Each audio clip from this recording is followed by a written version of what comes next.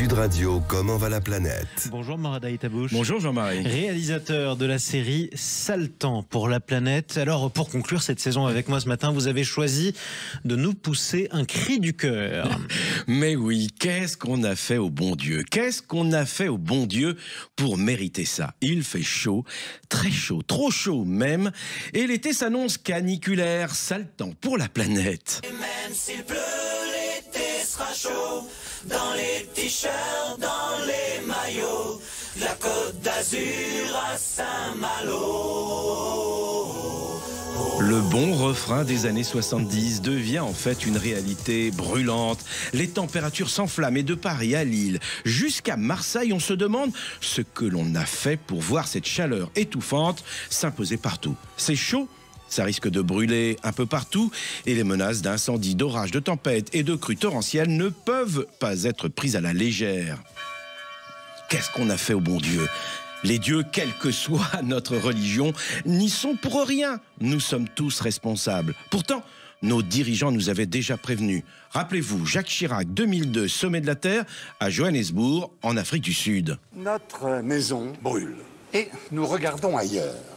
Dans la foulée, Nicolas Sarkozy crée le Grenelle de l'environnement, François Hollande organise la COP21 en France et arrive le président Emmanuel Macron. Pour que le message porte plus, le chef de l'État trouve un slogan en anglais. Make our planet great again. 1er juin 2017, le buzz est immédiat et cartonne sur la toile une punchline qui détourne en fait la formule de Donald Trump utilisée au cours de sa première campagne victorieuse, Make America Great Again. Avec cette formule, le président français répondait en fait au retrait américain des accords sur le climat de Paris, des accords historiques obtenus lors de la COP21. Dans la foulée, Emmanuel Macron ajoute « Il n'y a pas de plan B, car il n'y a pas de planète B ». Tout est dit dans une formule qui claque « On va voir ce que l'on va voir ». Eh bien, ces dernières semaines, on a vu du vent, des promesses balayées par la tempête et surtout des sièges quasi vides à l'Assemblée nationale lors du vote sur la simplification de la vie économique. Le scrutin est clos. 104 votants, 102 exprimés, majorité 52 pour 55 contre 47. Ce jour-là, les députés ont définitivement enterré la plupart des progrès écologiques qui avaient été actés ces dernières années. Seuls les députés du Rassemblement national et Éric Ciotti étaient présents pour ce vote. Éric Ciotti, le Chiracien, il a sûrement oublié ça. Notre maison brûle et nous regardons ailleurs. Pas de surprise non plus avec les parlementaires du Rassemblement national. On se rappelle que l'un de leurs responsables, en Pays de Loire, avait dit « ni éolienne ni minaret ».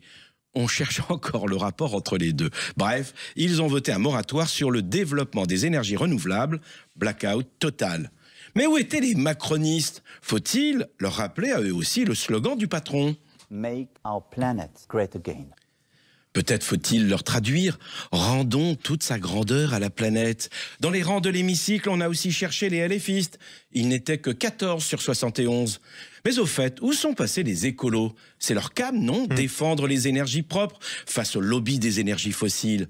Disparus eux aussi, 8 élus sur 38. Peut-être une réunion barbecue en province ou un cours d'aquaponie, alors que faire? Bonne question. Peut-être les rappeler tous à l'ordre et les renvoyer sur les bancs de l'école. Je ne vous le cache pas, il y a de quoi pleurer. Mais ici, on ne va pas éviter de nous interroger sur notre rôle. Nous, journalistes qui tentons depuis des années d'alerter sur les causes du réchauffement planétaire ou sur les conséquences de la hausse des températures. A-t-on été clair sur la planète qui ne tourne plus très rond? A-t-on trouvé la meilleure façon de faire comprendre aux Français l'urgence de la situation? A-t-on assez donné la parole aux experts? Force est de constater que l'échec est patent, mais à culpa. On a pointé donc la responsabilité des forces réactionnaires, celle des écolos également, la nôtre aussi.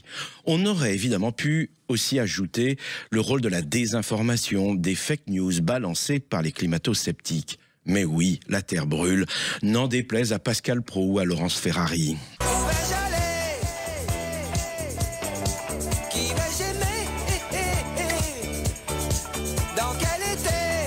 Au moins, ces ayatollahs de l'info ne croiseront pas des filles en burkini cet été sur les plages. Car il va encore faire trop chaud, on vous le dit, les experts le disent, le climat devient fou. Ce qui se passe ces jours-ci se reproduira cet été et les suivants. Jean-Marie, allons-nous rester les bras croisés? Allons-nous continuer à fermer les yeux comme à Gaza où les massacres se poursuivent en mondovision? Allons-nous faire comme si de rien n'était? Nous, Jean-Marie, le dimanche, on ne va pas à la messe, mais au charbon. Après, hein, vous savez, on ne sait jamais. Peut-être sûrement. Informer est un devoir et comme dit Hannah Arendt, la philosophe, au moins on ne pourra pas dire qu'on ne savait pas. Quoi qu'il en soit, la planète, elle, nous survivra. Sale temps pour l'humanité. Et comme je veux rester optimiste avant vos vacances bien méritées, mon cher Jean-Marie, laissons Michel Polnareff nous prédire l'avenir.